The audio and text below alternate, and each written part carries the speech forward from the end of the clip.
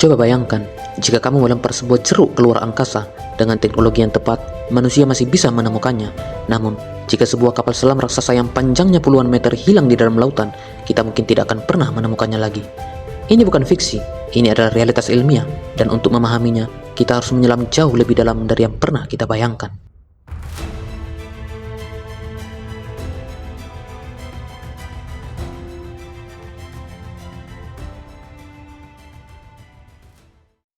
Di inti perbedaan ini, ada satu hal yang paling sederhana, yaitu medium. Luar angkasa adalah vakum, hampir tidak ada partikel. Dalam kondisi ini, cahaya yang membawa informasi bergerak lurus tanpa gangguan. Inilah dasar dari spektrum elektromagnetik. Teleskop menangkap cahaya dari objek jauh sehingga kita bisa melihatnya. Di dalam laut, air adalah medium yang padat dibandingkan vakum. Cahaya tidak hanya diserap, tetapi juga dipantulkan, dibelokkan, bahkan disebarkan. Dalam beberapa ratus meter saja, warna merah bisa menghilang, lalu berubah menjadi kuning, kemudian menjadi hijau, dan di sekitar 1000 meter, kegelapan total akan terjadi.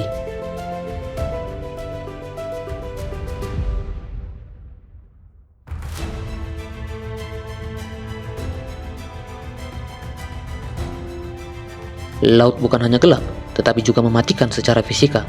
Tekanan air meningkat sekitar 1 atmosfer setiap 10 meter. Di kedalaman Palung Mariana yang diperkirakan 11.000 meter, tekanannya mencapai lebih dari 1.100 atmosfer. Itu setara dengan menaruh seluruh gunung di atas tubuhmu. Suhu di kedalaman ini hanya sekitar 2 hingga 4 derajat Celcius dan tidak ada cahaya matahari sama sekali.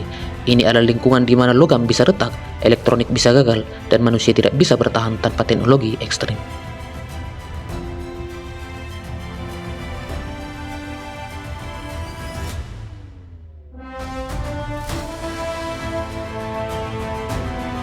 Sekarang, mari kita bandingkan dengan luar angkasa.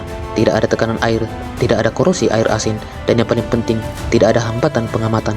Kita bisa melacak objek menggunakan teleskop optik atau radar, bahkan inframerah. Bahkan benda kecil seperti sampah luar angkasa bisa dipantau. Inilah alasan mengapa kita bisa melacak satelit, asteroid, bahkan objek kecil di orbit bumi dengan akurasi yang cukup tinggi.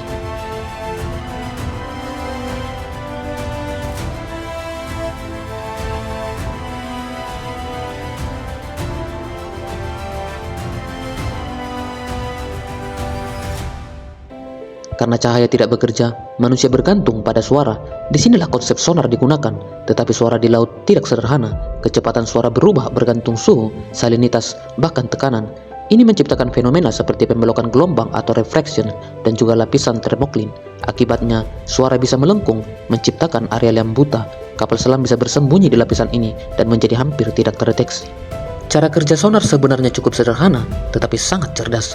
Kapal selam mengirimkan gelombang suara ke dalam kegelapan.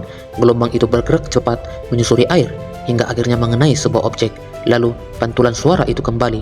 Dari waktu tempuhnya, kita bisa mengetahui jarak, dan dari arah pantulannya, kita bisa mengetahui posisinya.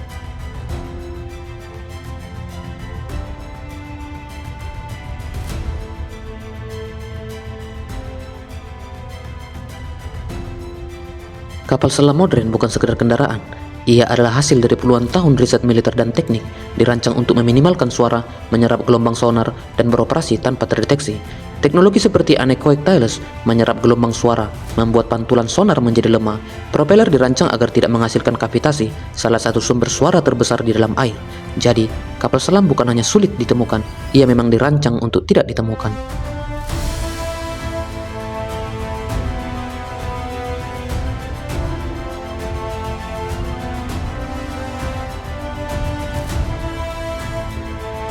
Hingga hari ini, lebih dari 70% permukaan bumi adalah laut, tetapi yang sudah dipetakan secara detail baru sekitar 20 hingga 25%. Ironisnya, kita memiliki peta permukaan bulan yang jauh lebih lengkap. Artinya, sebagian besar planet kita sendiri masih menjadi misteri hingga hari ini.